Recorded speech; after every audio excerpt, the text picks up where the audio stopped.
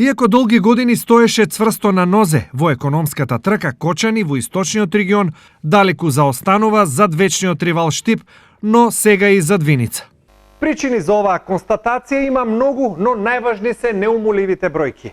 Имено, Кочани има само 2 фирми со профит поголем од 1 милион евра, а едната од нив е странска, но еве ги најуспешните. Движечкиот погон на кочанската економија и понатаму е Амфенол, индустрис кој произведува електроника за автомобилската индустрија и вработува повеќе од 1000 лица.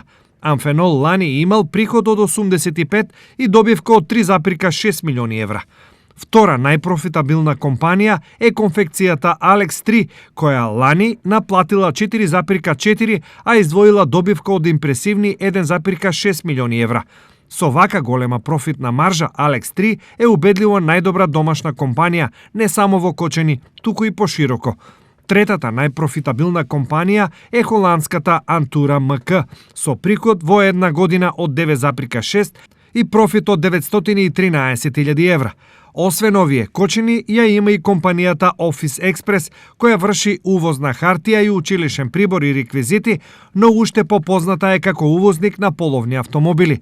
Office Express лани имал приходи од 6,4, а профит од големи 720.000 евра. Во низата на успешни се и Гирловс Фриготехна, Техком, Екоил, Алма и Стојменов. Но сите тие се малку закочени да го врати авторитетот на град со силна економија.